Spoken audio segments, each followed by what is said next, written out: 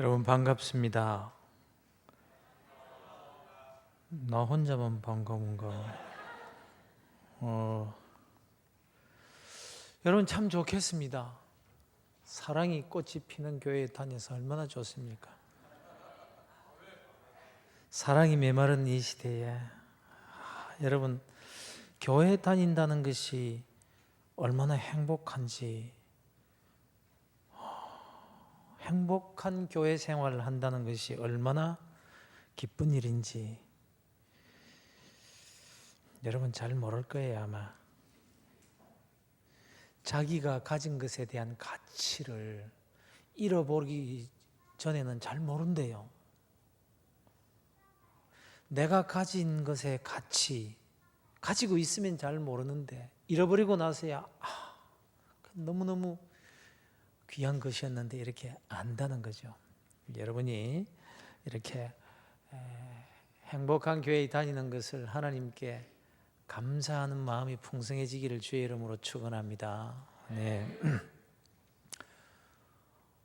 한국 교회가 너무너무 어렵습니다, 여러분.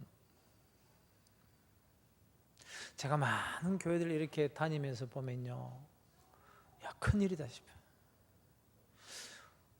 어쩌다가 한국 교회가 이렇게 됐을까? 그저 TV만 틀면 교회 때리기에 여념이 없습니다. 교회가 무슨 문제가 생겼다, 목사가 한 사람이 뭐 잘못했다, 교회 다니는 장로님이 어떻게 했다, 이러면 대서특필해가지고 그냥 교회 때리기에 여념이 없습니다. 세상 사람들은 교회를 해서 얼마나 돌을 많이 던져내는지 모릅니다. 말세가 되면 교회가 이렇게 욕을 먹을 거라고 그렇게 되어 있으니까 당연하다라고 할 수 있겠지만, 그러나 오늘 리더들이 나와서 찬양하셨어요. 교회가 이 땅의 희망이라고 그랬어요. 그럼 세상 사람들이 교회를 보고 희망을 가져야 될 텐데 그냥 돌 던지기에 여념이 없어요.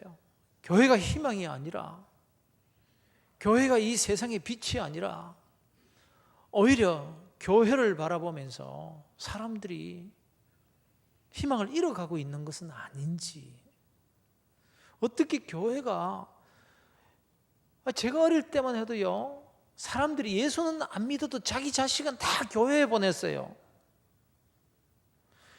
자기는 절에 다닐 망정 우리 아이는 교회에 보냈다. 그만큼 교회가 정말 희망이었습니다. 그런데 이제 어떻게 교회가 이렇게 되었는지, 그 세상 사람들이 교회는 돈을 막 던지댑니다. 교회는 썩었다, 교회 예수는 없다. 그래서 나는 그런 썩은 교회에 안 나간다. 내가 예수는 믿지만, 예수 믿어 구원받은 확신은 있지만 나 교회 안 나간다. 왜? 예수 제대로 믿기 위해서. 예수도 없는 그 교회에 나는 안 나간다. 그래서 안 나가는 교인들이 많다고 그래서 요새 가난한 교인들이 많다고 그러잖아요. 그럼 세상 사람들은 교회를 해서 그렇게 돌을 던진다고 합시다. 그들 나름대로의 그 교회의 가치관이 있기 때문에 교회는 이래야 된다, 적어도 이래야 된다 하는 것을 자기 나름대로 그 교회에 대한 그런 자기 주관이 있기 때문에 그런다고 합시다. 그런데 교회에 다니는 사람들은 어떤가? 이게 문제가 있는 거예요. 교회에 열심히 다니는 사람, 구원의 확신이 있는 사람, 교회에서 열심히 봉사하는 사람들이 세상 사람들과 똑같은 가치관으로 교회가 썩었다, 교회가 왜 이러냐, 이런 것 때문에 문제라는 거예요. 여러분들은 교회 자랑을 많이 하시지만, 그러나 대부분의 한국 교회 교인들이 스스로 낙심하고 좌절하고, 그래서 그냥 너무너무 상심해하는 그런 시대가 되어버리고 말았습니다. 근데 왜 그럴까?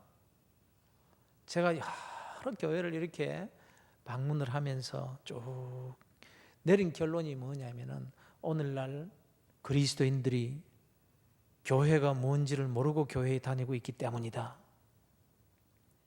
그리스도인이라는 의미가 무엇인지 모르고 교회에 다니기 때문이다. 하나님이 어떤 분이신지, 내가 누구인지, 내가 어떻게 하나님의 부르심을 받았고 내가 어떻게 그리스도인이 되어서 이 교회에 다니는지에 대해서 제대로 모르기 때문이다라는 결론을 가지게 되었어요. 교회가 뭔지를 모르니까 교회에 나와서 자기 가치관대로 열심히 합니다. 믿음이 있고 구원받은 확신은 있기 때문에 하나님을 사랑하는 마음도 있습니다. 예수님을 사랑하는 마음도 있습니다. 그리고 교회를 사랑하는 마음도 있습니다. 그래서 사랑하는 만큼 교회에서 충성하고 봉사하는 거예요. 열심히 하는 거예요. 그런데 그 열심 때문에 교회가 망가지고 있더라는 거예요.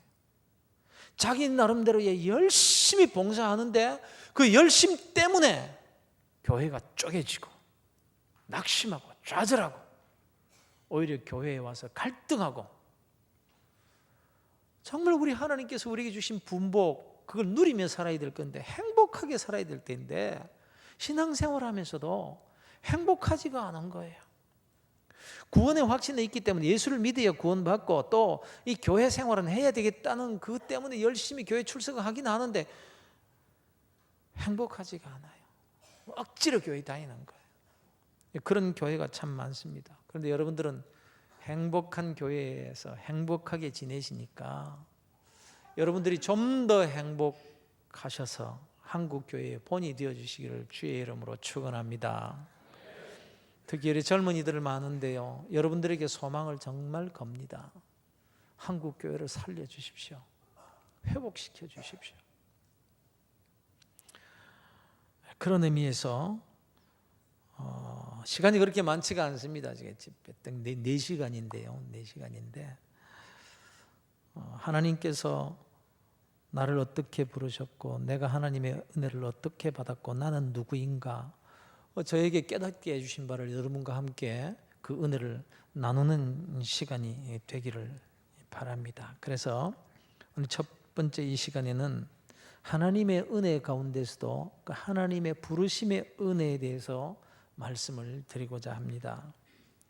하나님이 나를 어떻게 부르셨고 내가 어떻게 예수를 믿어 지금 이 자리에 나와 앉아있게 되었는지, 이것만 바로 알면 정말 우리의 신앙생활, 교회 생활이 얼마나 풍성하고 거의 모든 문제, 교회에서 일어나는 지금 한국 교회 문제라고 하는 그 문제들은요 전혀 문제가 안 될 수 있다는 거예요. 여러분들이 여기에서 정말 신실하게 훈련 잘 받아서 이 교회에서 훌륭한 일꾼들 되어서 평생 섬기게 되기를 바랍니다. 그러나 사람이 어디 그렇습니까? 살다 보면 떠나게 되고 서울도 가게 되고 외국도 가게 되고 그렇게 되잖아요. 그런데 어느 교회를 가서든지 이 믿음의 기초만 제대로 되어 있으면요 정말 멋지게 신앙생활을 할 수 있습니다. 그렇게 되기를 바라는 마음에서 이 말씀을 함께 나누고자 하는 것입니다. 그런데 이걸 제대로 모르면요, 또 알아도 매일매일 되새기며 삶에 적용하지 않으면 우리 신앙생활의 본질이 변질되기 쉽다라는 의미에서 이런 집회를 통해서 잘 아는 내용이지만 다시 한번 우리 마음속에 새기는 것은 굉장히 필요하리라고 생각됩니다. 그래서 마음의 문을 활짝 여시고 겸손한 마음으로 우리 성경이 뭐라고 말씀하고 있는지, 하나님이 정말 어떤 분이시며 나와는 어떤 관계에 있는지를 바로 깨닫는 귀한 시간 되기를 주님의 이름으로 축원합니다. 하나님은 자기 백성을 부를 때 꼭 야곱아, 이스라엘아 이렇게 부르십니다. 이스라엘아, 야곱아. 야곱의 이름이 변해서 이스라엘이 됐죠. 그래서 야곱아 부르시고 그다음에 이스라엘아. 야곱이 형 에서를 피해서 도망가던 중 광야에서 꿈을 꾸죠. 사닥다리 꿈을 꿉니다. 거기에서 하나님께서 야곱에게 이렇게 말씀하십니다. 나는 여호와니 너의 조부, 너희 할아버지 아브라함의 하나님이고 이삭의 하나님이다. 내가 네게 복을 주고 네 사명을 다 이루기까지 너를 떠나지 않겠다. 이렇게 약속을 해 주십니다. 이 약속은 아브라함에게 하신 약속이 이삭에게로 또 야곱에게로 이어져 간다라는 뜻입니다. 그래서 오늘날 우리가 하나님을 부를 때 아브라함의 하나님, 이삭의 하나님, 야곱의 하나님이라고 부릅니다. 오늘 본문 말씀 출애굽기 3장 15절에도 모세에게 우리 하나님께서 자기 자신을 소개하십니다. 내가 누구냐? 나는 아브라함의 하나님, 이삭의 하나님, 야곱의 하나님이다. 대대로 내 이름을 부를 때마다 이 칭호를 나는 받을 것이다. 꼭 기억하라는 거예요. 그러니까 택한 하나님의 백성에게 꼭 하나님께서 내가 누구라고? 아브라함의 하나님, 이삭의 하나님, 야곱의 하나님, 그리고 바로 너의 하나님이다, 이것입니다. 그런데요, 아브라함의 하나님, 이삭의 하나님, 야곱의 하나님, 뭐 그냥 그런가 보다 이렇게 생각이 되십니까? 그러나 이 말씀 속에 들어있는 하나님의 은혜를 정말 제대로 안다면요, 이 교회당에 들어와서 딱 자리에 앉아서 아브라함의 하나님, 이삭의 하나님, 야곱의 하나님, 나의 하나님, 이러고도 콧등이 시큰해지고 우리 눈에서 눈물이 주르르 흘러야 돼요. 제대로 하나님을 안다면.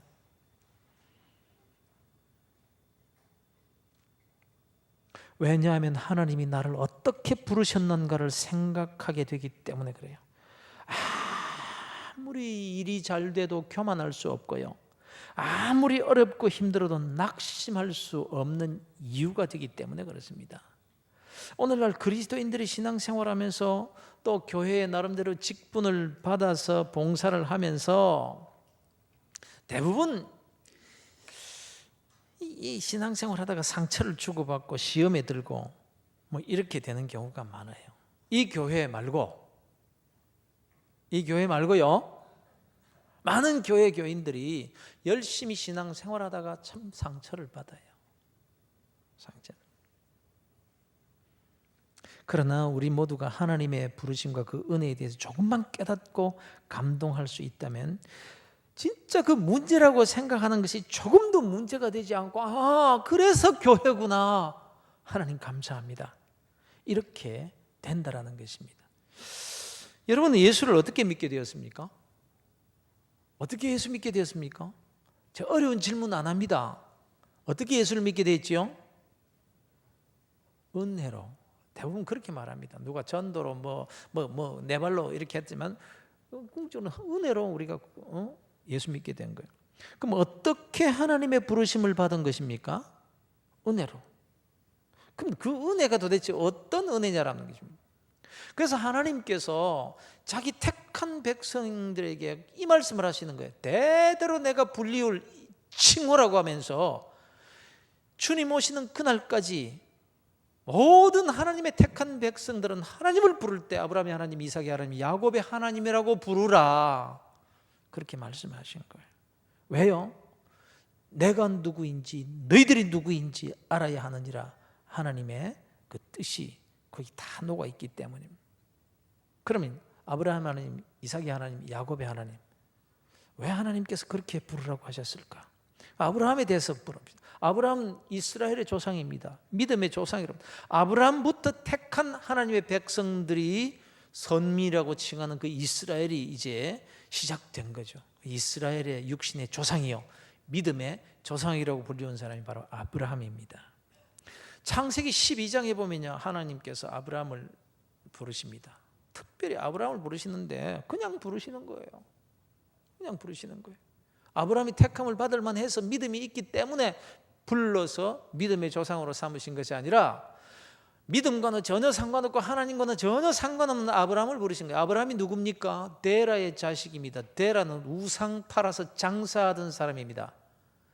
그러니까 우상 팔아서 요즘은 말하는 부처 만들어가지고 팔고 불교 용품 팔고 하는 그런 집안의 자식이 하나님을 알겠습니까?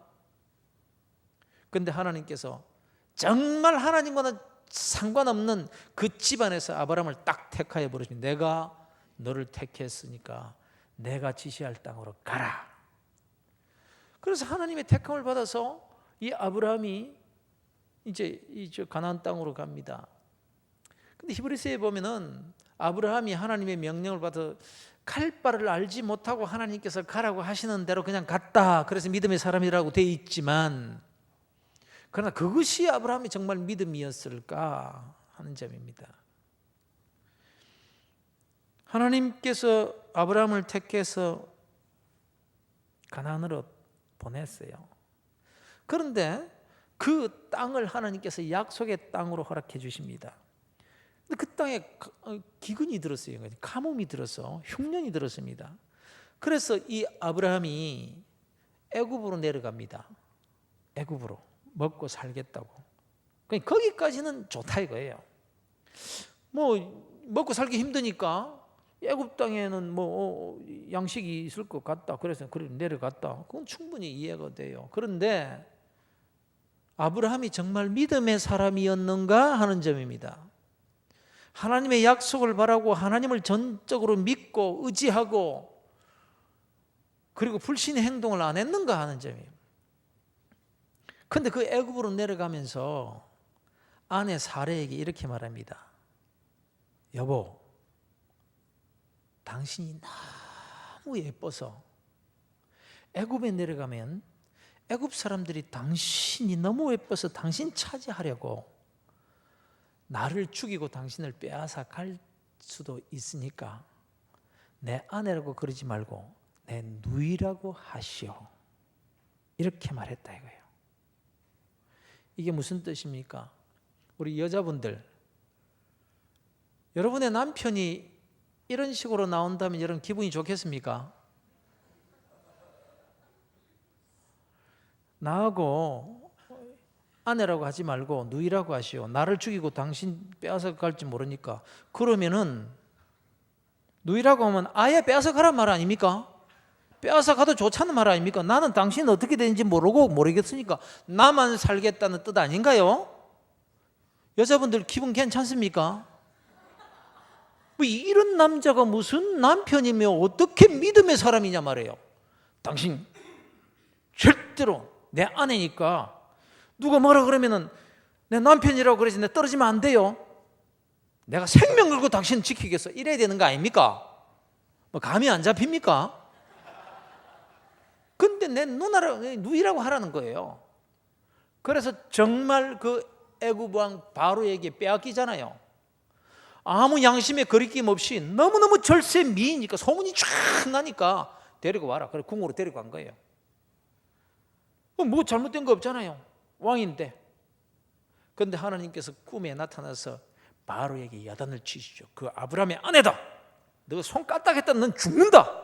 하나님께서 탁 경고를 하시니까 아이쿠 아브라함을 불러가지고 너 왜 거짓말했어? 큰일 날 뻔했잖아 내가. 당신 누이라고 하는 바람에 내 아내로 삼았더라면 난 하나님에 맞아 죽었을 거다. 야단을 칩니다. 그래가지고 그냥 재산까지 막 이렇게 줘가지고 다시 돌려보내지 않습니까? 이 아브라함이 무슨 믿음의 사람입니까? 그 참 하나님의 은혜로 그 모든 재산까지 받아가지고 나오긴 나왔지만 아이고 남자치고 말이지 지 살라고 지 아내를 아내라고 하지 못하고 누이라고 하라고 거짓말까지 시키고 치사 끌렁해가지고 이런 게 무슨 놈의 믿음의 조상이라는 거야 도대체. 그렇다고 치자. 15장에 딱 넘어오면요 하나님께서 아브라함에게 나타나서 또 약속을 다시 해주십니다. 아브라함아 두려워하지 말아라. 나는 내 방패요 너희 지극히 큰 상급이니라.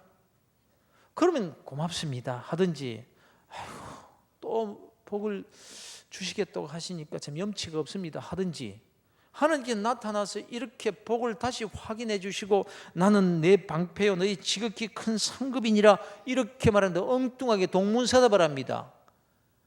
내용은 어떤 내용이냐면요 하나님께서 네 방패가 되고 너 지극히 큰 상급이 되게 해주겠다라고 하니까 아이고 뭘 또 주시려고요. 자식도 없는데 아니 내 자식 주시겠다고 해놓고는 자식도 안 주시는데 복 주면 뭐 하려고요. 이만하면 됐습니다. 막 이제 나의 상속자는 내 후사는 저 다메섹 엘리에셀입니다 이랍니다. 무슨 뜻이냐면요 하나님이 내 큰 상급이 되고 내가 네 방패가 되어주고 네게 복을 주겠다 이러니까 아이고 그 복 주면 뭐합니까? 하나님 주시겠다는 내 자식도 안 줬는데 복 주면 그거 뭐 물려줄 사람도 없는데 뭘 또 받아요. 그러면서 대든 거예요. 내가 다메섹에서 주워다 길른 내 아들 이 다메섹 엘리에셀이나 내 아들이요. 막 하나님 그렇게 대든 거예요. 그러니까 하나님께서 다 하나님의 모습 좀 보십시오. 아니야. 내 상속자는 내 몸에서 날 자라야 되느니라. 그러면서 하나님께서 아브라함을 밖으로 데리고 나갑니다. 나 같으면 그리 대들면 막 기세대로 한 대 올려 붙이고 싶은데, 하나님께서 아브라함을 데리고 나가가지고 아브라함아 저 하늘의 별 좀 봐라. 별 내 셀 수 있냐 그러니까 그거 어떻게 세요? 그러니까 난 네 자식을 이 하늘의 별과 같이 많게 해주겠다. 믿어다오. 믿어라. 하나님이 그렇게 사정을 하니까 아브라함들 어떻게 하겠습니까? 알았습니다. 믿겠습니다. 했던 것 같습니다. 그러니까 예 알았습니다 하니까 이 아브라함이 믿었다. 내가 이 믿음을 의로 여기리라. 그게 무슨 믿음인데? 사정사정해서 믿어주라. 예 믿겠습니다 하니까 이 믿음을 내가 의로 여기리라. 이게 아브라함의 의예요. 그게 무슨 너무 아브라함이 무슨 믿음의 사람이에요 그게? 아무리 생각해도 믿음은 쥐꼬리만큼도 없는 사람입니다. 이렇게 사정 해가지고 하나님께서 또 아브라함을 믿게 해주십니다. 그럼 15년, 16장으로 딱 넘어오면요, 그래도 자식이 없는 거예요. 자식이 없어요. 자식이 없으니까 아브라함의 아내 사레가 아브라함에게 와서 이렇게 이야기합니다. 여보, 나는 이제 애 낳기 틀렸어 그럽니다. 우리 여기 여자분들 계신데 자기 몸으로 아기를 낳을 수 있는지 낳을 수 없는지 압니까 모릅니까? 우리 뭐 좀 어른들밖에 모릅니까? 모르겠노? 다 알잖아. 요새 초등학생만 돼도 다 알거든. 나는 이제 끝났어. 경수도 끊어지고 내 할머니가 다 됐는데 어떻게 자식을 낳겠어? 그런데 하나님께서 당신 씨에서 날 자라야 후사라고 인정해 주신다고 그랬으니까 이렇게 합시다. 내 젊은 몸종 하갈이 있는데 이 하갈과 당신 동침해가지고 아들을 하나 낳으시오. 아들을 낳으면 우리 아들로 내가 이렇게 입양을 시키면 될 것 아니에요. 당신 씨니까 틀림없이 안 돼서. 그럼 아브라함이 정말 믿음의 사람이요, 하나님의 능력을 믿는다면은 아이고 내 몸종 하갈과 동침해가지고 아들을 하나 낳아주시오. 그러면 안 되겠어. 당신 씨니까 안 되겠어. 이러면은 무슨 소리 하는 거야? 하나님의 약속을 믿어야지. 당신 그래 불신의 말해야 되겠어? 쓸데없는 소리 하지만 이래야 믿음의 조상 아닙니까? 그런데 그렇게 하라니까 내 몸종 하갈과 동침해서 아들 하나 낳아달라니까 그래 해볼까? 그래 기어 들어가가지고 그래가지고 아들을 하나 낳았잖아요. 그 아들 누굽니까? 예? 이스마엘. 그 이스마엘, 그 불신의 씨앗, 그 이스마엘과 지금 저 중동 전쟁에 이삭의 자손들이 지금 계속해서 싸우고 있는 전쟁의 원인이 거기 있는 거 아니에요? 참 기가 막힌 일입니다. 그래서 이 이스마엘 때문에요, 이 사례가 직귀에 지가 빠진 거예요. 그래 아들로 잘 키워놓으니까 이 하갈이 말이죠, 대듭니다 이제. 왜요? 이스마엘은 내 자식이다. 본부인을 이제 학대를 하는 거예요. 당신은 뭐 애도 못 낳은 주제에 무슨 큰 소리야. 자기가 그냥 본부인 노릇하고 큰 소리. 얼마나 속이 상했겠어. 그래서 아브라함이 가가지고 막 울면서 이쪽 내쫓. 그래 결국은 내쫓지 않습니까? 이게 아브라함이에요. 이게 아브라함. 17장에 딱 넘어오면 아브라함 나이가 99세에 하나님이 또 나타나서 나는 전능한 하나님이니라. 너는 내 앞에서 완전하라. 내 언약을 나와 너 사이에 두었으니 그 언약 잘 지키면 크게 번성하여 여러 민족의 아버지가 될 것이며 내 후손에게 영원한 기업이 되어줄 것이라는 약속을 다시 한번 환기시켜 주십니다. 그때 아브라함의 이름을 아브라함으로, 사라의 이름을 사라로 이렇게 바꾸어 주십니다. 그때 또 할례의 규례까지 주십니다. 그래서 뭐라고 말씀하시는 거 아니에요? 내 아내 사레가 아들을 낳을 것이니라 이렇게 말씀합니다. 그때 아브라함의 나이가 몇 살하고요? 99세. 내 아내 사라가 아들을 낳을 것이니라. 그때 아브라함의 반응이 이렇습니다. 아브라함이 엎드려 웃으며 마음으로 이르되 100세 된 사람이 어찌 자식을 낳을까? 사라는 90세니 어찌 출산하리요? 이렇게 말해요. 아브라함이 엎드려 웃으며 웃었다고 그랬어요. 왜 웃었게요? 왜 웃을게요? 굉장히 문제가 어렵죠. 왜 웃을게요?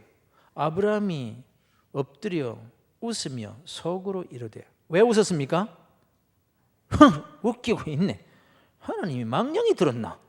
내 나이가 몇 살이고 내 아내 나이가 몇 살인데 뭐 아들을 낳아? 속으로 웃으며 마음속으로 이르되 100세 된 사람이 어찌 자식을 낳을까? 그러면서 아브라함이 이렇게 말합니다. 아브라함이 이에 하나님께 아뢰되 이스마엘이나 하나님 앞에 살기를 원합니다. 그 전번에는 다메섹 엘리에셀이나 내 자식으로 삼을랍니다. 이제는 이제 와가지고 또 하나님께서 네 아내 사라가 아들을 낳을 거니까 웃으면서 아이고 참 웃기고 있네. 이스마엘이나 하나님 앞에 살기를 원하나이다. 요랬다 이 말이에요. 이 믿음의 사람입니까? 믿음의 조상 될 만합니까? 그래 좋다 이거예요. 18장으로 또 넘어갑니다. 하나님이 아브라함에게 또 오셔서 내년 이맘때 내 아내 사라가 아들이 있을 것이라 이렇게 말씀하십니다. 그때 사라가 저 기둥지에 하나님과 아브라함이 대화하는 것을 딱 듣고 있다가 이제는 사라가 이럽니다. 사라가 속으로 웃고 왜 웃었게요? 내가 지금 나이가 몇 살인데 나이가 90인데 자식을 낳아 아들을 낳아 저 하나님이 망령이 들었나? 그럼 속으로 웃었다 이게. 그때 하나님께서 진노하십니다. 하나님께서 네 아내 사라가 왜 웃느냐? 사라가 딱 시침이 됩니다. 안 웃었는데요? 성경 웃었다 그랬는데 사라가 속으로 웃고 네 아내 사라가 왜 웃느냐? 안 웃었는데요? 아니요 웃었는지라. 왜 웃어? 여호와께 능치 못할 일이 어디 있겠느냐 하면서 야단을 칩니다. 아브라함 너 웃었지? 네 아내 사라도 웃었지? 아들을 낳으면 이름을 이삭 웃음이라고 지어. 이삭 웃음이라는 뜻입니다. 너 웃었지? 네 아내 사라도 웃었지? 여호와께 능치 못할 일이 어디 있다고 네가 웃어? 아들을 낳으면 이름을 이삭이라고 지어. 웃음이라고 지어. 이렇게 돼서 이삭이라는 이름이 나온 거예요. 이삭. 여러분 이 말의 뉘앙스를 아시겠습니까? 네 웃었어. 너도 웃었어. 웃음이라고 이름 지어. 왜요? 평생 이삭아 자식이 이름을 부를 때마다 웃음아. 왜요? 이름을 부를 때마다 하나님 우리는 불신앙의 사람입니다. 우리는 믿음이 없이 하나님께서 우리에게 약속하실 때 우리는 하나님을 비웃은 불신앙의 사람들입니다. 평생에 그것을 고백하며 살라고 웃음이라고 지어. 이렇게 된 거예요. 이 아브라함이 믿음의 사람입니까? 믿음의 조상이라고 할 수 있습니까? 그런데요, 나는 아브라함의 하나님이니라. 왜요? 그런 믿음도 쥐뿔도 없는, 정말 믿음과 아무런 상관도 없는 그 아브라함을 불러서 이스라엘의 조상, 믿음의 조상으로 삼아주신 하나님이 너의 하나님이라는 거예요. 정말 그 쥐뿔도 믿음도 없는 아브라함을 하나님께서 어떻게 믿음의 사람을 우뚝 세우시는지 아십니까? 사정 해가지고 하늘의 별을 가리키면서 너 믿어다오 사정하면서 믿어다오 하면서 하나님께서 기다리시고 믿음의 사람으로 만들어 가시더니 드디어 독자 100세 때 낳은 아들 이삭을 잡아서 제물로 바치라고 했을 때 그렇게 고통 가운데 사흘을 고민하면서 살 길을 가서 제단 위에 그 사랑하는 자식을 묶어서 올려놓고 칼로 내려 찔러서 제물로 바치는 아브라함으로 우뚝 서게 됩니다. 하나님께서 너무너무 급하셔서 아브라함아 됐다 이제 내 믿음을 내가 인정한다. 그래서 죽이지는 않았지만 이렇게 아브라함이 믿음의 사람으로 우뚝 서게 됩니다.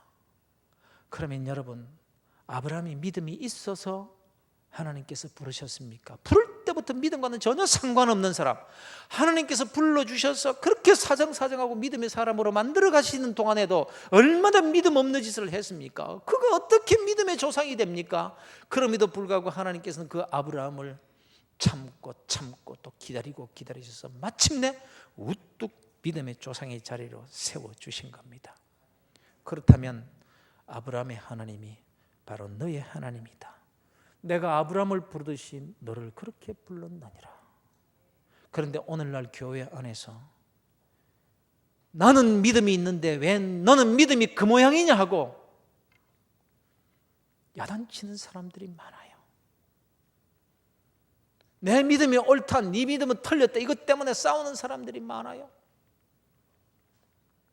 하나님께서 아브라함을 부르시지 믿음, 내 눈에는 믿음 없는 사람 같아 보이지만 하나님께서 불러 앉혀 놓으셨는데, 그리고는 아브라함을 기다리시되 그렇게 기다리시면 믿음의 사람이 되어가도록 훈련시키고 계신데, 내가 좀 먼저 예수 믿었다고, 내 믿음이 옳다고 그 믿음 없는 사람을 야단치고 상처 주고, 그래서 교회에 쫓아내려고 하고, 그래서 오늘날 교회 안에 모여가지고 믿음 자랑하고 자기가 옳다는 것 주장하는 것 때문에 교인들이 불행으로 그렇게 교회에 와서 상처받고 그렇게 돌아가는 사람들이 얼마나 많은지 모른다. 오늘날 왜 교회에 나오는 사람들이 그렇게 서로 미워할까요?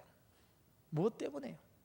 하나님께서 아브라함을 부르시듯이 그렇게 불러서 하나님께서 그 아브라함을 참으시듯이 그렇게 참으시면서 지금도 훈련시켜 나가고 계신데, 그 훈련시켜 가시는 예수님, 그 하나님의 마음에 동참해서 그를 섬기고 참아주고 나도 그를 격려해주고 해야 될 사람들이 당신은 틀렸다, 내가 옳다, 그것 때문에 오히려 상처를 주고 낙심을 시킨다면 자기가 하나님인가요? 자네 하나님보다 더 높은 사람인가요? 우리 주님께서 제자들과 함께 길을 걸어가시는데 제자들이 이렇게 말합니다. 주여, 저 밭에 있는 곡식을 좀 보십시오. 곡식이 무럭무럭 자랍니다. 그런데 벼가 이렇게 자라면 벼보다 쑥쑥 더 올라오는 게 있는데 그게 뭔지 아십니까? 여기는 모르네요. 예? 피. 그 말 하는 게 그렇게 어렵습니까? 내가 틀린다고 뭐 야단단지. 자, 피가 쑥쑥 올립니다. 그 가라지입니다. 가라지. 주여, 저 밭에 곡식을 심어놨는데 그 가라지들이 쑥쑥 올라왔습니다.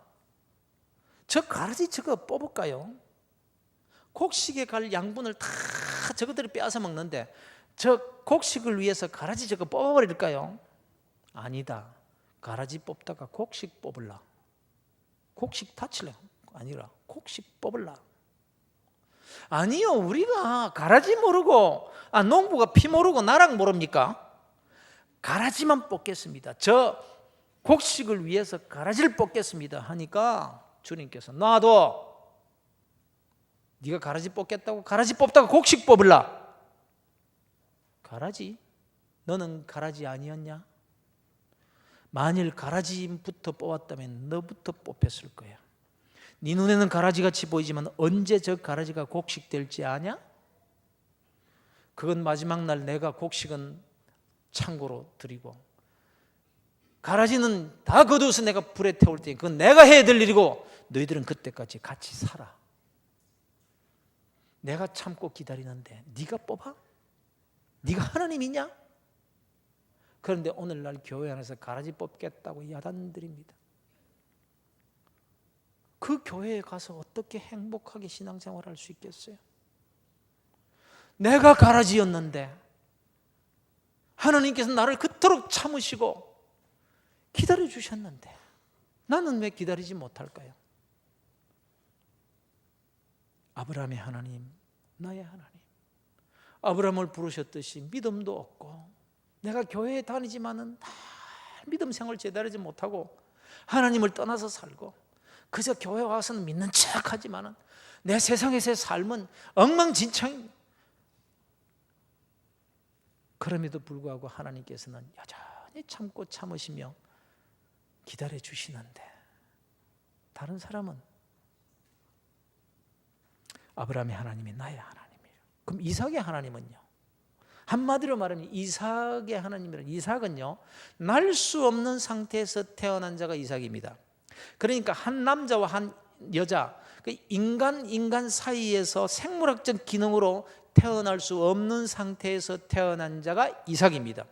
그래서 그것을 강조하시기 위해서 하나님께서 기다리시고 일찍 자식을 주실 수도 있었음에도 불구하고 끝까지 완전히 인간의 능력으로는 생산할 수 없는 나이까지, 100세까지 90세까지 딱 기다리셨다가 어느 누가 어떤 인간도 자식을 생산할 수 없는 시간까지 딱 기다리셨다가 이삭을 주십니다.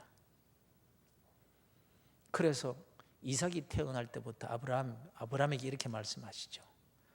네가 이제 자식을 낳으면, 너희들이 자식을 낳으면 그 아들이 태어난 지 8일 만에 뭘 행하라?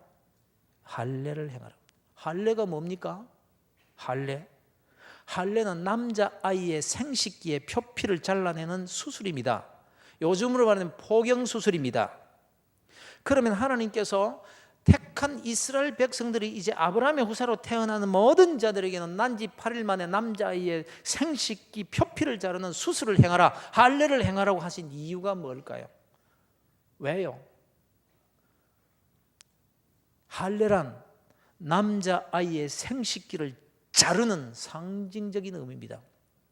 생식기가 뭡니까? 그야말로 사람, 인간을 생산해내는 생식기입니다. 생식기. 그래서 그것을 잘라낸다는 의미는 뭡니까? 인간과 인간 사이에서 태어난 아이가 아니라 피 흘리는 그 아이를 가슴에 안고 엄마 아빠가 하나님 아버지 감사합니다, 이 아이는 내 아내와 나 사이에서 태어난 그런 아이이지만 생물학적 기능으로는 그렇지만 영적으로는 도무지 구원받을 수 없는, 정말 하나님과 아무런 상관이 없는 상태에 있던 자를 하나님께서 약속의 자녀로 인치시고 우리에게 주신 하나님의 자녀입니다. 우리가 믿음으로 잘 기르겠습니까? 이 아이는 우리 아이가 아니라 하나님의 아이, 약속의 자녀, 구원받은 하나님의 백성입니다 하는 신앙 고백으로 할례를 행하라고 하는 거예요. 그런데 할례라는 그 그릇만 가지고 있고 할례의 내용은 다 버리니까 바울 사도가 그랬어요. 저는 할례 받아야 된다. 할례 받지 못하면 구원받지 못한다. 이스라엘 백성들은 그런 할례라면 받지 말아라. 그런 할례 받으면 저주를 받을 것이죠. 그릇이 중요한 것이고 그 중요한 것이 아니고 그릇 가운데 담긴 내용이 중요한 거예요. 그럼 유아세례를 요새 행합니다. 그 유아세례가 성경에 있습니까? 그래서 덜 똑똑한 사람들은 교회 가지고 에이 이거 구약의 율법이다 뭐 어쩌다 해가면서 유아세례가 성경에 어디 있나 이러면서 막 비판하는 이런 사람도 있는데 그럼 뭘 몰라도 한참 몰라서 그런 거예요. 여러분, 유아세례나 할례나 그릇입니다. 그릇 속에 담긴 내용이 중요한 거예요. 그 내용이 뭡니까? 할례를 받고는 하나님 아버지, 이 아이는 나와 나 사이에, 아내 사이에서 태어난 생식 기능으로 태어난 자가 아니라 하나님의 은혜로 태어난 자입니다. 이 신앙 고백하고 하나님께 감사하는 것과 유아세례 받는 것은 뭡니까? 유아세례를 받고 나서 남편과 아내가 그 아이를 가슴에 안고 고백하는 거예요. 하나님 아버지 감사합니다. 이 아이는 나와 내 아내 사이에서 태어난 자이지만 영적으로는 하나님께서 만세전부터 택하여 약속의 자녀로 우리 가정에 주신 하나님의 자녀입니다. 이 아이가 스스로 신앙을 고백할 때까지 내가 신앙 교육을 잘 시키겠습니다 하는 신앙 고백이 유아세례의 핵심인 거예요. 그런데 그 그릇 속에 있는 내용은 던져버리고 유아세례 받았다, 할례 받았다, 이것 가지고 생색을 난다면 안 되는 거예요. 그래서 하나님께서 나는 이삭의 하나님이라, 너희들이 예수 믿을만 해서 믿게 된 것이 아니라 만세전부터 하나님께서 이삭을 택해서 아브라함에게 주셨듯이 그렇게 우리를 택해서 하나님의 자녀로 이렇게 불러주셨다는 신앙 고백으로 이삭의 하나님이라고 그러는 겁니다. 여러분, 예수 믿을만 해서 예수 믿게 된 게 아닙니다. 그래서 우리는 아브라함의 하나님, 이삭의 하나님, 그 다음에 야곱의 하나님, 야곱의 하나님. 여러분, 이삭이 아들을 몇 명 낳았습니까? 예? 예? 2명. 이름이 에서와 야곱. 누가 장남입니까? 누가 효자입니까? 누가 남자답습니까? 누가 야비합니까? 누가 치사합니까? 누가 이기주의자입니까? 누가 남자가 돼가지고 엄마 치맛꼬레기 잡고 부엌에서 뱅뱅 돌다가 팥죽 써가지고 사기나 치는 더러운 자식입니까? 예? 야곱입니다. 그런데 하나님께서 아무리 생각해도 장남은 이삭이요, 에서요, 남자답지요, 효자지요. 아무리 생각해도 믿음의 계보는 에서에게로 가야 됩니다. 그런데 그 야비하고 이기주의적이고 도둑질하고 부모를 속이고 얼마나 이기주의적, 그 야곱을 택하십니다. 언제부터요? 만세 전부터겠지만 성경의 기록대로는 어머니 리브가가 자식을 낳았는데 쌍둥이를 낳았습니다. 이 쌍둥이가 뱃속에서 치고받고 싸웁니다. 뱃속에서 애 둘이가 치고받고 싸우면 죽는 건 누굽니까? 경험해봐서 모르겠습니까? 아이고 배야 하고 나가서 하나님 이게 어떻게 된 겁니까? 했더니 하나님께서 내 태중에 두 뭐가 있다? 두 민족이 있다 그랬어요. 두 아들이 아니라 네 태중에 두 민족이 있느니라. 하나님께서는 벌써 택한 백성과 그냥 유기적인 백성을 나누었어요. 뱃속에서부터. 그런데 태어나기도 전부터 하나님께서 큰 자가 작은 자를 섬기려 야곱을 택하십니다. 그러니까 우리의 태어나서 도덕적으로 윤리적으로 깨끗하게 살았느냐, 신앙을 살았느냐, 믿음으로 살았느냐, 이거고 전혀 상관없이 이미 뱃속에 태어나기도 전에 인간의 공력과는 전혀 상관없이 하나님께서 야곱을 택하시듯이 그렇게 우리를 택하셨다. 여러분이 효자들입니까? 여러분이 효자라고 하는 순간 불효자식입니다. 그렇잖아요. 생각하면 생각할수록 불효자식입니다. 얼마나 내가 교회 다닌다고 하지만 이기주의자인지 몰라요. 얼마나 내가 못됐는지 몰라요. 나만 못됐는지 모르겠어요. 여러분 다 안 그렇습니까? 내가 나를 잘 알잖아요. 세상에 나보다 깨끗한 사람, 세상에 나보다 도덕적으로 윤리적으로 깨끗하고 정말 정직하게 사는 사람, 부지런하게 사는, 성실하게 사는 사람, 그리고 많은 사람들을 위해서 무슨 어디서 지진이 났다, 태풍이 불어서 야단이 났다 그러면요, 예수 믿는 사람보다 예수 안 믿는 사람들 가운데서 구제도 하고요, 자기 재산 다 팔아가지고 학교에 기부도 하고 사회에 기부도 하는 사람이 얼마나 많은데요. 그러나 여러분, 우리 예수 믿는 사람이 그들보다 더 깨끗합니까? 시장에 가서요, 물건 깎는 사람 예수쟁이들이래. 전부 다 지독하게 깎는데 막 콩나물 그 몇 푼 팔아가지고 그 남지도 않는 걸 갖다가 콩나물 더 안 준다고 푹 뽑아가지고 간대. 그래서 그 시장 사람들이 그런데 아이고 저기 예수쟁이라고, 아이고 저기 무슨 교회 집사고 저기 잡사지. 그런 말을 들을 만한 사람이 우리 그리스도인들입니다. 우리가 깨끗해서 예수 믿을만 해서 하나님께서 우리를 교회로 부르신 것이 아니야. 나는 야곱의 하나님이니라. 네가 큰 소리 칠 것 하나도 없어. 내가 택한 거야. 만세전에 네가 나를 알기도 전에 나는 아브라함의 하나님, 이삭의 하나님, 야곱의 하나님이다. 이렇게 하나님께서 우리를 택해 주셨다 그래요. 그런데 우리가 교회에 와서 큰 소리 칩니다. 내가 믿음이 더 있으니까 너는 왜 그 모양이냐고 합니다. 아브라함의 하나님, 이삭의 하나님, 야곱의 하나님, 그리고 나의 하나님. 하나님이 나를 이렇게 부르셨는데 나만 그렇게 부르셨을까? 내 옆에 계신 이 집사님, 김 집사님, 김 선생도 그렇게 부르셨는데 하나님께서 그들을 있는 그대로 받아주셨는데 내가 미워할 수 있나요? 교회에서 쫓아낼 자가 있나요? 하나님이 그를 불러서 이 자리에 앉혀주셨는데 내가 그 사람을 쫓아낼 수 있나요? 믿음 없다고? 내 마음에 안 든다고? 그를 비판하면 되나요? 하나님께서 참으시고 기다려주시고 믿음의 사람으로 만들어 가시는데 내가 하나님의 뜻을 안다면 오히려 그를 격려하고 믿음의 사람이 될 수 있도록 더 사랑해주고 더 베풀어야 되는 것 아닌가요? 그런데 오늘날 교회에 와서 다 위로받을 생각만 하고 섬겨주기만 바라고 내 마음에 안 드는 사람 미워해서 쫓아내려고 한다면 이 잘못된 것 아니냐고요. 하나님은 이 세상의 모든 사람들을 다 사랑하시지만 그 가운데 택한 사람들을 얼마나 사랑하시는지요. 그런데 여러분 이걸 알아야 됩니다. 언제나 모든 인간 하나님 앞에서의 단독자입니다. 무슨 말인가 하면요, 하나님께서 나를 중심으로 해서 역사를 이끌어 가시는 거예요.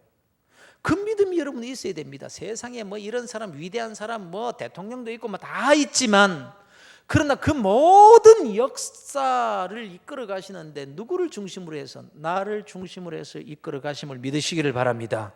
다른 사람이 아니라 나예요. 내가 없으면 이 우주가 없는 거예요. 그래서 어거스틴은 이런 말을 했습니다. 하나님이 나를 사랑하시되 이 세상에 사랑할 사람이 딱 나밖에 없는 것처럼 사랑하시고, 하나님이 나를 사랑하시되 이 세상에 사람이 나 혼자밖에 안 사는 것 같이 나를 사랑하신다 그랬어요. 누구를 위해서, 뭐 목사님을 위해서, 장로님을 위해서, 뭐 위대한 어떤 사람을 위해서 하나님께서 이 세상을 이끌어 가시고 역사를 이끌어 가시는 것이 아니에요. 나예요. 나. 내가 중심이 되어 있다 이 말입니다. 사랑하는 성도 여러분, 그래서 언제나 하나님은 나를 중심으로 일하신다는 것을 믿으시기를 바랍니다. 나를 위해 예수님이 십자가에 못 박히신 거예요. 나를 위해서. 이런 신앙을 김 집사님도 가져야 되고 이 집사님도 박 선생님도 가지고 하나님 앞에 서야 하나님의 은혜를 아는 그런 신앙생활을 할 수가 있다는 거예요. 그러니까 하나님이 어떤 분이신지, 이렇게 아브라함의 하나님, 이삭의 하나님, 야곱의 하나님이 나의 하나님이심과 함께 내가 누구인지를 제대로 알아야 된다는 거예요. 내가 택함을 받을 만한 사람이 아니에요. 내가 은혜를 받을 만해서 하나님의 은혜를 받은 게 아니라 이 말이에요. 저 같은 사람이요, 여기에 서 있다. 이게 도무지 이해가 되지 않는 얘기. 여러분들은 뭐 내가 여기 서 있으니까 멀쩡한 사람 같지만요, 제가 여기에 서 있다는 자체가 기적이고 여기에 서 있다는 자체가 은혜고 도무지 있을 수 없는 일이 일어난 거예요. 그래서 적어도 나는 내가 어떤 존재라고 생각하며 살아야 되느냐, 이게 굉장히 중요한 거예요. 이걸 여러분들에게도 똑같이 적용시켜야 돼요. 여러분, 제가 여기 이렇게 서 있으니까 목사 같습니까? 목사 같습니까? 그래요. 고맙습니다. 그런데 저는요, 목사가 될 자격도 없고 목사가 될 생각도 하지 않은 사람입니다. 제가 신학교 가겠다고 한 적도 없고 목사가 돼야지 한 적도 없고 그렇게 기도를 한 적도 없고, 그렇게 제가 얼마나 이것에 대해서 확고한 가치관을 가지고 있었는지 몰라요. 제가요, 제일 신앙생활하면서 싫어한 게 뭔지 아세요? 제가 총각대 집사로 있었다 아닙니까? 뭘 모르시는 모양인데, 이 교회 총각 집사 줍니까? 안 주잖아요. 근데 제가 총각대 집사가 됐다는 의미는 뭐죠? 교회에서 참, 그렇다고 나이가 뭐 40이 넘어가지고 그래가지고 막 저 그대로 두면 안 되겠다 싶어서 집사 준 게 아니라 20대에 제가 집사가 됐단 말이에요. 총각인데. 무슨 말이냐면 교회에서 열심히 했다는 말이고, 목사님 참 마음에 들었다는 말이고, 장로님들도 나를 인정해 줬다는 말 아니겠습니까? 아닌가요? 그러니까 믿어주십시오. 제가 그래서 집사. 그런데 제가 싫어한 게 뭐냐면은, 저보고 누군가가 신학교 한번 가보지 않겠는가 하는 말을 내가 얼마나 싫어했는지 몰라요. 그렇게 나를 사랑하는 목사님께서 이렇게 말씀하신 거예요. 조 집사는 아무래도 신학교 가는 게 어떻겠나? 이렇게 말해요. 그 소리가 얼마나 듣기 싫었던지 그 사랑하는 목사님이 곁을 떠나 교회를 옮겨버렸잖아요. 듣기 싫었어. 제가 그런 사람이었어요. 그만큼 난 목사와는 전혀 상관이 없어요. 제 아내는 어떤 사람이었는가? 제 아내는 형제가 10명입니다. 별로 안 놀라는 모인데 아들이 4명, 딸이 6명. 그런데 아들 4명 가운데 1명은 6.25 때 전사를 했어요. 그러니까 3명, 6명 남아 있습니다. 아직도 살아 있습니다. 근데 저희 아내가 9번째입니다. 까딱 잘못했으면 제가 안 가도 못 갈 뻔했습니다. 근데 저희 집 사람이 이제 그 9형제 이렇게 자랐는데 그 오빠가 2명이 목사입니다. 그러니까 신학교 다닐 때부터 이제 저희 집 사람은 잘 알았잖아요. 신학생의 세계, 그리고 아버지가 장로요, 엄마가 권사요, 교회 잘 섬기는, 교회에 대해서는 다 잘 알고 있는 제 아내였어요. 그러니까 여러분, 제 아내가 처녀 때 오빠들이 신학교 다니고 다 목사로 이렇게 나가니까 목사 친구들 가운데 총각들이 제 아내 소개해달라고 이렇게 찝쩍댄 사람이 있을까요, 없을까요?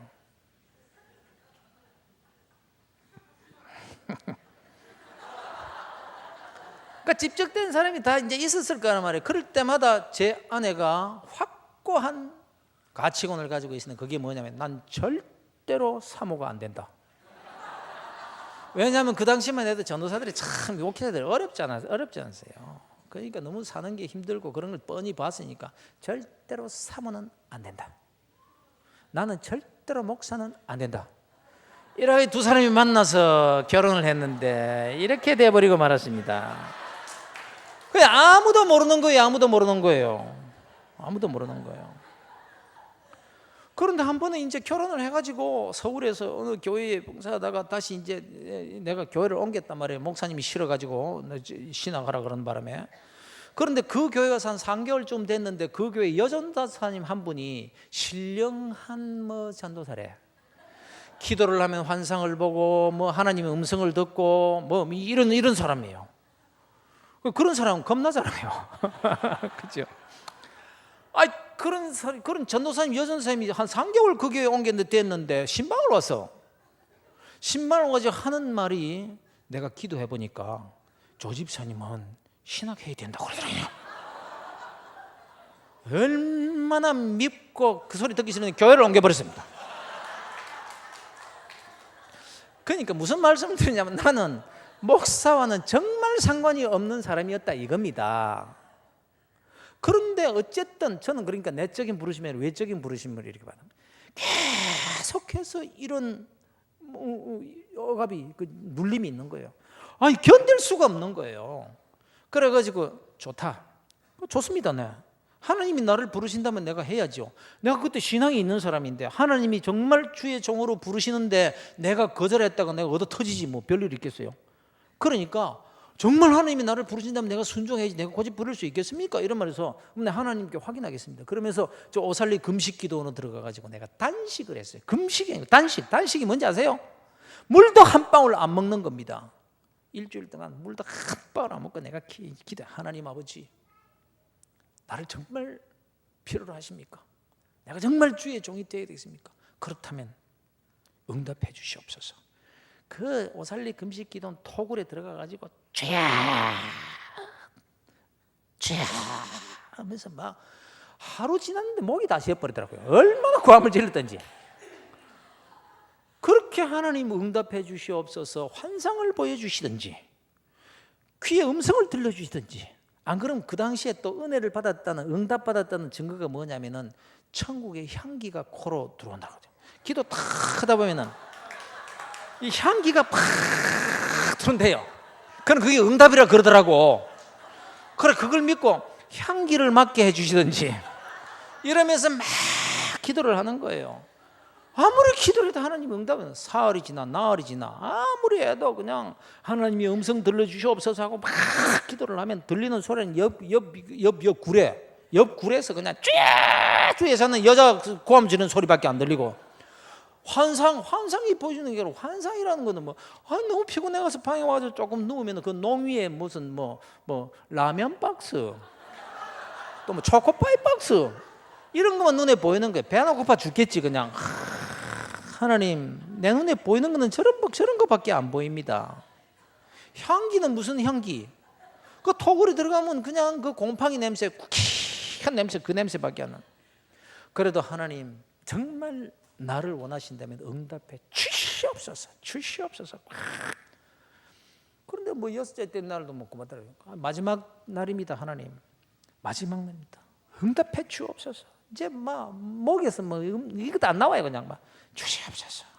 만약에 응답 안 해주시면 난 그냥 내려갑니다. 빠이빠이입니다. 아마 간절하게 기도, 정말 간절하게 기도했어요. 여러분 지금 웃지만 나는 생명을 건 기도했어요. 하나님 응답하셨을까요? 안 하셨을까요? 예? 끝까지 아무 말씀도 없으신 거예요.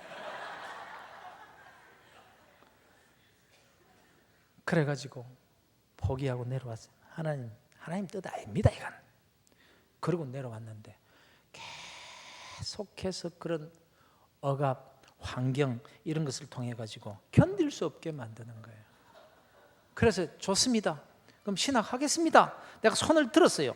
손을 들었더니 잘 됐다 그러면서 저걸 잘 아시는 목사님들이 이런 말씀을 하시는 거예요. 조집사 그럼 됐어. 한 신학 2년 정도만 하면은 목사 안수 받을 수 있게 해줄 테니까 내 시킨 대로 하시오. 이렇게 말하는 거예요. 그 소리를 들으니까 또 속에서 우라통이 터지는 거예요. 왜? 그때 가짜 목사가 참 많았었거든요. 그것 때문에 사회 문제까지 됐어요. 그럼 가짜 목사 막 신학교도 막 난립을 해가지고 막 엉망이고 막 그게 사회 문제가 될 정도로 심지어는 이런 사람이 있었다는 거로. 어떤 교회 집사님이 미국 갔다 와가지고 목사 안수를 받고 왔대요. 그래서 어떻게 어느 신학교 가서 뭐 안수를 받았는가 하니까 그게 아니고 비행기 타고 왔다 갔다 하면 비행기 안에서 자기 머리에 자기 손 얹어가지고 안수 받았다고 그래가지고 한국 가서 목사라고 한 그런 사람이 있다. 이럴 정도로 사회 문제가 돼 있었던 거예요. 그러니까 그 소리를 딱 들으니까 화가 나는 거예요. 아니 정말 하나님이 나를 부르셨다면 제대로 공부시켜가지고 뭐 해줄 일이지. 그게 말도 안 되는 소리. 안 된다고. 난 정식으로 신학교 가가지고 조집사 지금 학교 졸업한 지가 10년이 넘었는데 지금 어떻게 예비고사 치고 이렇게 해가지고 대학부터 그렇게 할 수 있겠냐고. 안 된다고. 처남들까지도 안 된다고 그러더라고. 그래도 하나님이 정말 뭔가 내게 보여주셔야지 내가 어떻게 이렇게 해가지고 뭐안 된다. 나는 막 무조건 신학교 간다고. 안 된다고 다 말리더라. 그래서 그해 8월 15일 지금도 기억나요. 8월 15일 날 핏덩이 같은 첫째 아이 데리고 무조건 제가 부산으로 내려왔다 아닙니까? 고신대 신학과 들어간다고 오란 말도 안 하는데 누가 있습니까? 부산 내려와가지고 그 8월 15일 날 부산으로 무조건 내려갔는데 11월 20일인가 예비고사가 있었어요. 그럼 몇 개월 남았습니까? 내려와가지고 이제 우리 살 집 좀 얻고 먹고 살아야 되니까 집사람이 피아노 레슨 한다고 뭐 집에 없고 이러니까 한 달, 두 달 훅 지나가 버려. 한 보름 남았는데 그때부터 공부를 해가지고 예비고사를 친다? 되겠습니까? 그때 시사 영어사에서 나온 조그만 요약해놓은 그런 문제집이 있었는데 한 10몇 과목 되는 것 같아요. 억수로 많았어요. 요새는 작지만. 그래서 그걸 가지고 이렇게 보니까 아니 내가 뭐 그때 영어 단어를 그 며칠 남았는데 외우겠습니까? 수학 공식을 외우겠습니까? 그저 펼쳐가지고 형식적으로 보기는 보는데 까만 건 그리고 흰 건 종이에요. 그런데 무슨 공부를 한단 말입니까? 시험 날짜는 다가오죠. 그 문제 자체도 이해가 안 돼. 이게 뭘 묻는 건지도 모르겠는 거예요, 막. 근데 뭐 답을 어떻게 해요? 그래도 문제라도 이해가 되는 과목이 하나 있으면 도덕. 그거는 뭐 문제가 조금 한두 문제 이해가 돼요. 그런데 11월 20일이 됐는데요. 제가 저 영도에 있는 신선중학교에서 제가 그 시험을 쳤어요. 그런데 제가 시험 치는데 왼쪽 가에 딱 앉았는데 그 밖을 탁 보니까 영도 앞바다가 출렁출렁 하는데 저 바다 건너편에 교회 종탑 2개가 탁 보이는데 지금 부민동에 있는 그 영락교회가 딱 총탑이 2개 보이는 거예요. 그걸 보면서 제가 주여 진짜 나를 필요로 하십니까? 그러면서 앉아있는데 한심한 거예요. 내가 도대체 여기 왜 앉아있는가? 그래도 하나님 합격시켜 주시면 내가 뭐 한번 생각해 보겠습니다. 그리고 앉아있는 거예요. 그러면서 시험을 칩니다. 시험 문제가 탁 나왔습니다. 까만 건 그리고 흰 건 뭐라고요? 그러니까 내가 읽어본 대로 알겠습니까? 어떻게 알겠습니까? 하나님 시험 문제 받았습니다. 1번입니다. 몇 번 할까요? 역시 하나님은 응답이 없으시네요. 그럼 내 마음대로 합니다. 3번. 하나님 2번입니다. 몇 번 할까요? 역시 응답 없으시네요. 이러면서 시험을 치는 거예요. 쉽죠? 그런데 제가 얼마나 고통스러웠는지 아십니까? 여러분은 웃지만 그때 내 심정은요, 죽고 싶었습니다. 그런데 기적이 일어났습니다. 그 기적이 뭐냐면 내가 중간에 도망치지 않고 끝까지 앉아 있었다는 게 기적이에요. 얼마나 시간마다 시험 문제는 제일 먼저 답안지 작성하고 앉아 있죠. 그러나 너무너무 힘든 거예요. 내가 왜 하나님은 심은 대로 거두시는 분이신데 이게 무한 짓이냐 이 말이에요. 그러면서 그게 또 믿음인가? 하나님 합격시켜 주시면 제가 한번 해보겠습니다. 그것도 믿음이라고 그 주저앉아 있는 그 자체가 너무 갈등인 거예요. 너무너무 힘든 거예요. 제일 힘든 시간이면 수학 시간. 수학은 이 문제지에다가 답안 풀어가지고 그 답을 갖다 답안지에 쓰는 거 아닙니까? 안 해봤습니까? 그렇잖아요. 문제를 다 풀어가지고 답안지에 쓰는 거예요. 그런데 감독관이 딱 보니까 이 아인슈타인 후계자가 하나 와 있는 거예요. 모든 수학 문제를 풀지도 않고 암산으로 해가지고 답을 쓰고 있는 거예요. 1번에 그거 똑같잖아요. 1번 몇 번 할까요?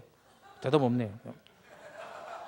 그게 풀 아무런 의미가 없잖아요.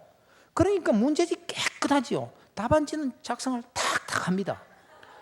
하도 신기한 거예요. 이 감독관이 가만히 보니까 이게 또라이 아니면 이게 수재가 와 있는 거예요. 모든 문제를 암산으로 다 푸는 저 아이가 하나 와 있으니까. 그래서 하도 이상하니까 이 사람이 내 곁에 왔다 갔다 하면서 보는 거예요, 자꾸. 그래 얼마나 괴롭습니까? 죽을 지경. 그런데 참 기적적으로 제가 끝까지 앉아 있었어요. 끝까지 앉아 있다가 이제 해가 뉘어지는데 다 마치고 투덜투덜 걸어서 집으로 오는데 참 영도 앞바다에 빠져 죽고 싶더라고요. 내가 도대체 무슨 짓이고. 그런데 또 내려오다 보니까요, 그 옛날에 그 텔레비도 팔고 하는 전파사, 그 윈도우를 탁 보니까 그 텔레비가 탁 나오잖아요. 그건 텔레비 앞에 또 사람들이 옹기종기 모여 앉아 있어요. 왜 모여 앉아 있게요? 문제풀이 하는 거잖아요. 오늘 예비고사에 1번은 얼마 그 강사들이 나와가지고 다 풀이하잖아요. 그게 나하고 관계 있습니까? 내가 몇 번에 내가 답을 썼는데 나도 모르는데 몇 번에 정답이 뭐죠? 그거 나하고 아무 상관이 없는 거 아니에요. 그걸 보니까 더 속이 상하잖아요. 그렇게 제가 시험을 봤어요. 시험을 봤는데요, 발표를 딱 했는데 기적적으로 빵점이 아닌 거 있죠. 그렇다고 성적이 좋게 나올 리는 없지요. 근데 빵점은 아닌 거예요.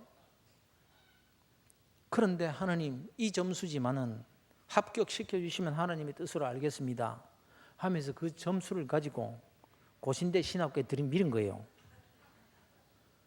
그런데 그 점수를 가지고 딱 이제 응시를 해놓고는 면접을 보는데요, 그 당시에 고신대학에 이근삼 박사님이 제 면접관이었어요.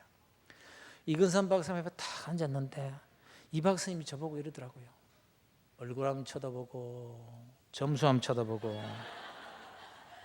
나이 한번 쳐다보고, 얼굴 한번 쳐다보고, 이러더니 하시는 말씀이, 학생은 합격해도 졸업 못하겠네.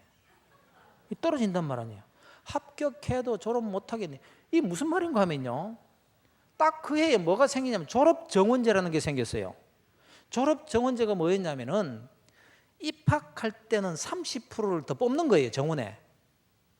그리고 졸업할 때 30%를 탈락시키는 거예요. 그런데 그 뭐 일도 별로 세지도 않았는데 30%를 더 뽑으니까 낚시 해봤어요. 낚시 바늘을 줄줄 달아가지고 낚시를 딱 집어넣었는데 그 바늘에 물어서 그렇게 고기 올라오는 놈도 있지만 확 당기는 게 옆구리에 걸려가지고 올라오는 놈도 있죠. 그런 식으로 해서 제가 합격을 한 거예요. 완전히 꼴찌 중에서 꼴찌죠.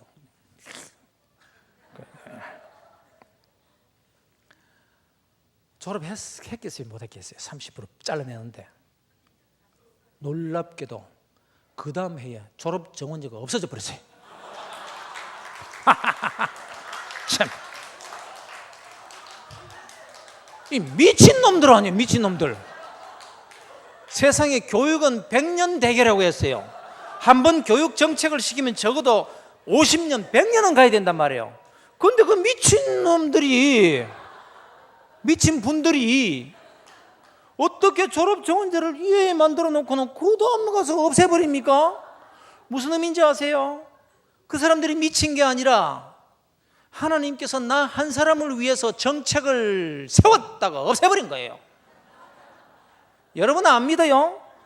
나는 믿습니다. 그 정책은요, 나를 위해서 하나님께서 특별히 세운 정책이요, 특별히 없앤 거라고 저는 확실히 믿습니다. 믿거나 말거나 나는 믿습니다. 하나님은 정말 그래요. 나 한 사람 때문에 이 역사를 움직여가고 계십니다. 세계 역사가 나를 중심으로 해서 움직여 가신다. 나는 확실히 믿습니다. 나 한 사람 도무지 목사가 될 자격도 없고 생각도 안 하는 사람을 목사로 세우기 위해서 하나님께서 이렇게 일하시더라는 거예요. 그런데 문제는 이제 학교 들어가서가 더 문제입니다. 학교 들어갔다고 내가 무슨 학문이 확 튑니까? 모르던 영어 단어가 확 들어옵니까? 이거는 역시 흰 건 종이고 검은 골이에요. 그러니까 다른 건 둘째치고, 예를 들어서 영어를 딱 한다면은 처음부터 끝까지 단어를 다 찾아야 돼요. 그럼 그 다 찾았다고 다 외워집니까? 그 다음 페이지 가면 또 찾아야 돼요. 앞에 건 다 잊어버리고 또 찾아가지고 또 잊어버리고 얼마나 힘들은지. 젊은 이 아이들은 그냥 척척척 단어 몇 개만 찾아가지고 읽고 넘어가는데 도무지 따라갈 방법이 없는 거예요. 얼마나 힘들었는지. 그때부터 시작해서 이 스트레스가 얼마나 오는지요. 먹으면 먹는 대로 다 배설이 되는 거예요. 견딜 수가 없는 거예요. 그렇게 힘들어요. 시험을 치면요, 도대체 먹기는 먹어야 이게 될까? 시험지 치든지 뭐든. 도대체 먹지를 못하니까 집사람이 미음을 끓여가지고 그걸 마시면서 제가 그래 갔어요. 그래서 한 6개월 동안 전혀 먹지도 못하고. 그러니까 이제는 사람이 참 간사하지요. 합격만 시켜주면 하나님 뜻으로 알겠습니다. 그랬는데 졸업만 시켜주시면 내가 하나님 뜻으로 알겠습니다. 요 이름이 바뀌는 거예요. 이 기도 제목이. 그러면서 하나님과 딜을 합니다. 하나님, 대신 제가 성실하게는 하겠습니다. 제가 어떻게 공부해낼 능력은 없지만 성실하게 그렇게 하겠습니다. 그렇게 약속을 했어요. 그래서 그 약속 때문에 제가 대학 4년, 대학원 7년, 대학원 3년, 7년 동안 결석을 한 번도 안 했어요. 내가 무슨 다른 건 도대체고 어떻게 하든지 내가 몸이 아파가지고 한 발자국도 움직일 수 없을 때도 기어서라도 가가지고 출석 체크해놓고 내가 집에 오고 했어요. 그렇게 얼마나 힘이 들었는지요. 제가 졸업했을까요? 못했을까요? 4학년 마치고 졸업 사정이 이제 교수회에서 열렸잖아요. 졸업 사정이 열리고 그게 끝나고 나서 저한테 전화가 왔더라고요. 그 교무처에 전화가 왔어요. 조석우 씨, 예, 접니다. 조석우 씨 축하합니다. 이번에 수석 졸업입니다. 네.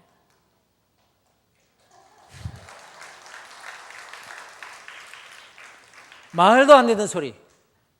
하나님은 심은 대로 거두시는 분이에요.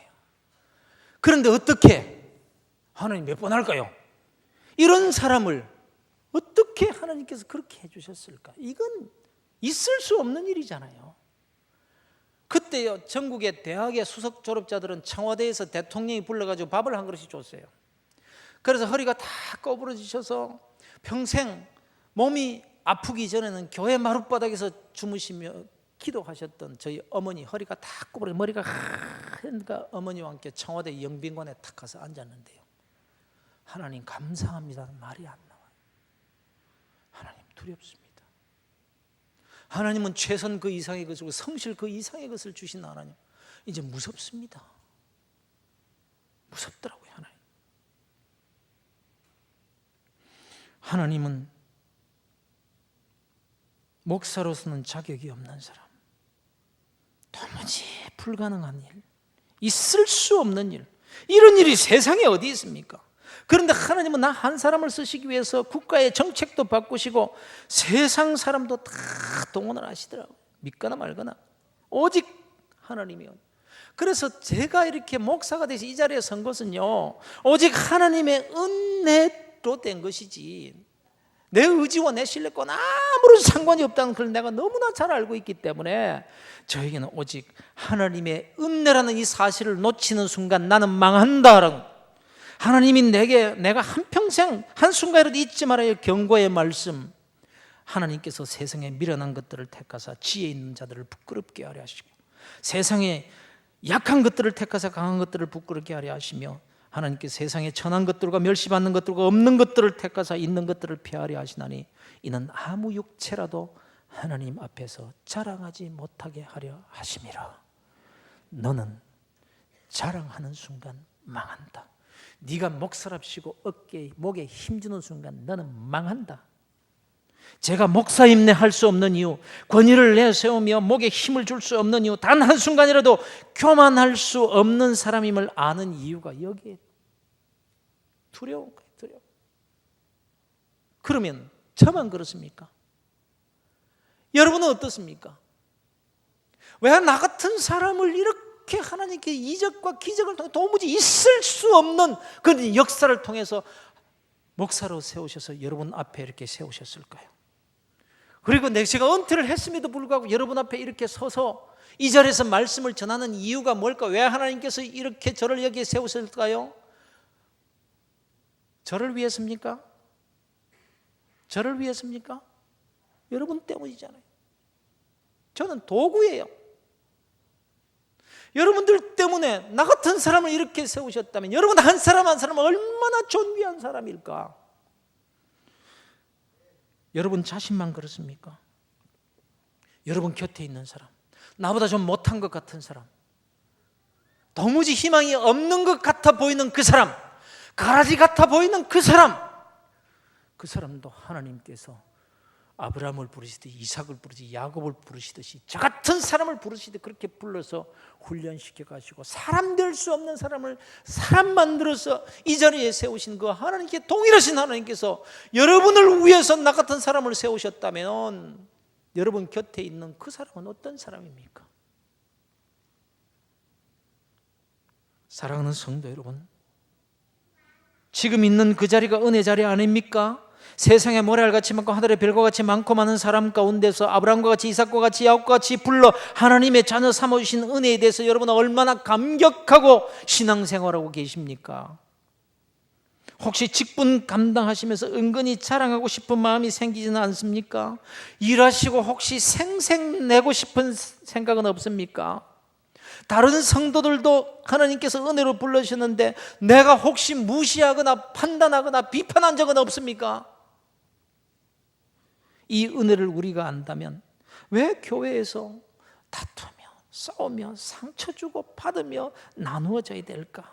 이 은혜를 정말 안다면 내가 어떻게 부름을 받았는데, 내 옆에 계신 성도님이 어떻게 부름을 받았는데 서로 귀하게 여기고 받아주고 양보하고 사랑해야 마땅하지 않겠느냐라는. 그런데 오늘날 한국교회, 이 교회는 그래도 사랑하면서 기쁨으로 즐겁게 신앙생활을 한다고 제가 그런 소문을 들었습니다만 대부분의 교회들이 왜 그렇게 찢어지고 나는 거 상처 주고받고 세상 사람들에게 돌팔매질을 당하고,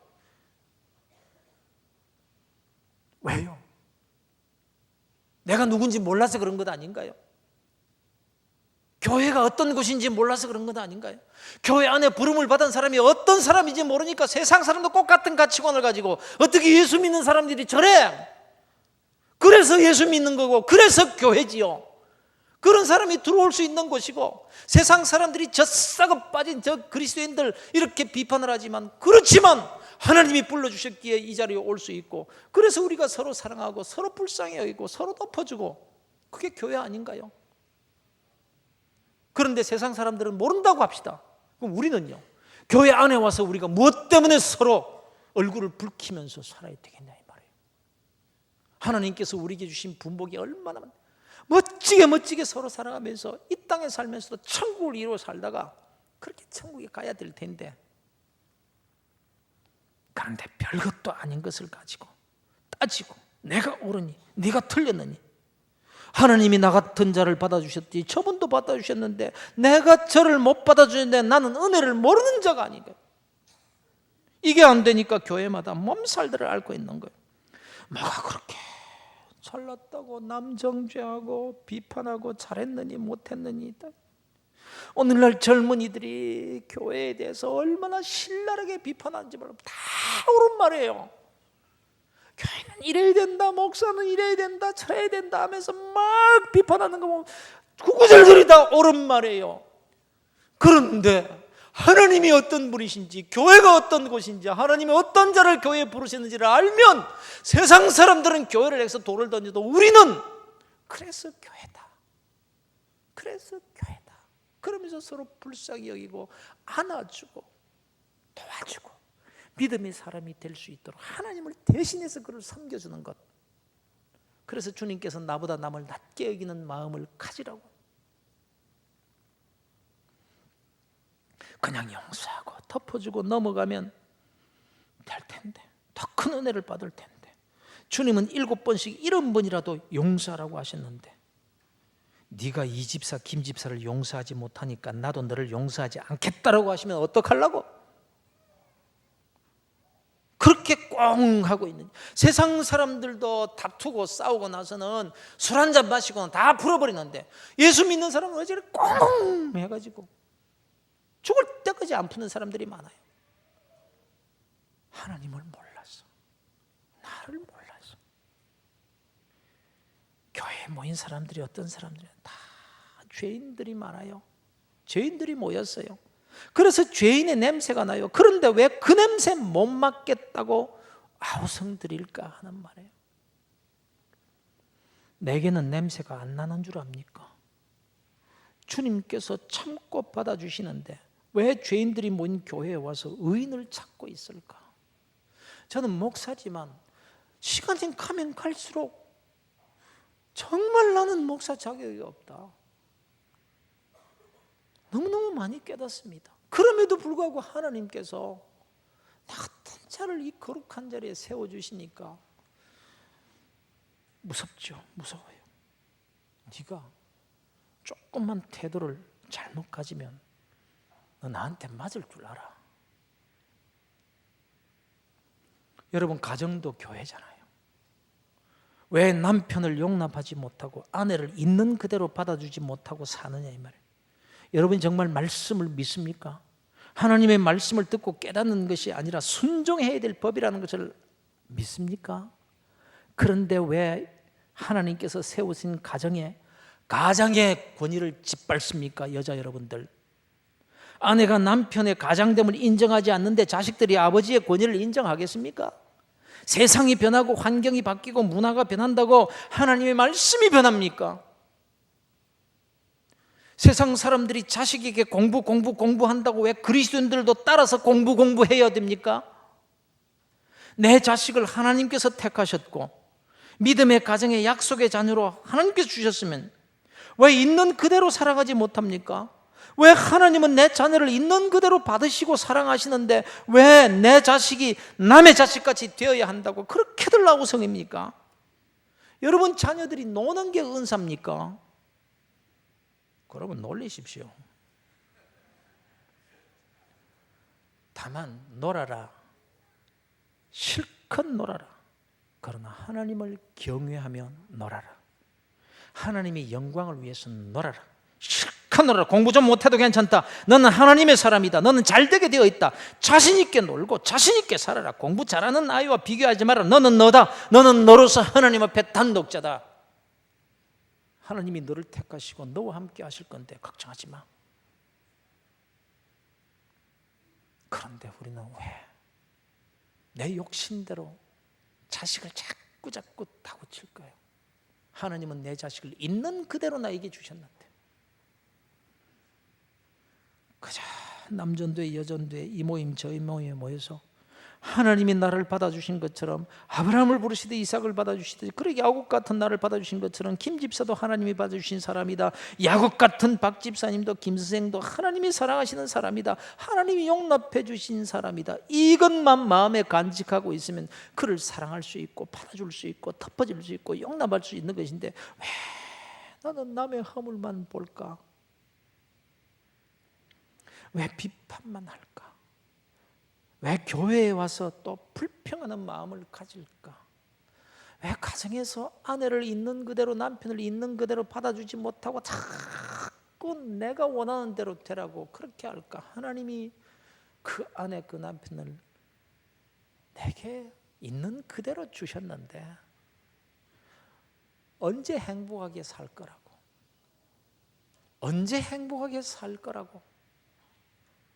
언제나 우리에게는 오늘만 있는 거예요. 내일은 하나님의 날이지 내 날이 아니에요. 오늘 밤에 하나님께서 내 영혼을 부르시면 오늘밖에 없는 거예요. 내일 아침 태양이 떠오르면 그날은 내일이 아니고 내일이 오늘이에요. 항상 우리는 오늘만 살아가는 거예요. 그래서 오늘을 불행하게 살면 평생 불행하게 사는 거예요. 돈 벌고 행복하겠다, 천만의 말씀이요. 지금 있는 그 자리에서 행복할 필요가 있는 거예요. 그런데 오늘날 교인들이 나를 부르신 하나님의 은혜를 망각하고 사는 이 큰 죄를 짓고 있으면서도 회개할 생각을 안 합니다. 잘못인 줄도 모르고 삽니다. 자기가 똑똑한 줄 압니다. 신앙생활 잘 하는 줄 압니다. 하나님이 받아주신 자를 자기가 그래서 정죄합니다. 자기가 하나님의 자리에 앉는 죄인인 줄도 모르고, 그래서 하나님의 더 큰 은혜를 받을 수 있는데도 은혜를 못 받습니다. 그저 구원받은 은혜만 붙잡고 평생 그렇게 살다가 천국은 들어갈 겁니다. 예수는 믿으니까. 천국은 들어가겠지만, 그러나 천국에 들어갈 때까지는 곤고한 삶을 사는 이유가 뭘까? 오늘을 행복하게 살지 못하는 이유가 뭘까? 정말 돈 때문일까? 아닙니다, 여러분. 사랑하는 성도 여러분, 하나님이 어떤 분이신지, 나는 어떤 존재인지, 교회는 어떤 곳인지, 여기에 모인 성도들은 내게 어떤 의미를 주고 하나님께는 어떤 의미를 가진 자인지 한번 생각해 보시기 바랍니다. 기도하십시다, 여러분. 하나님 아버지,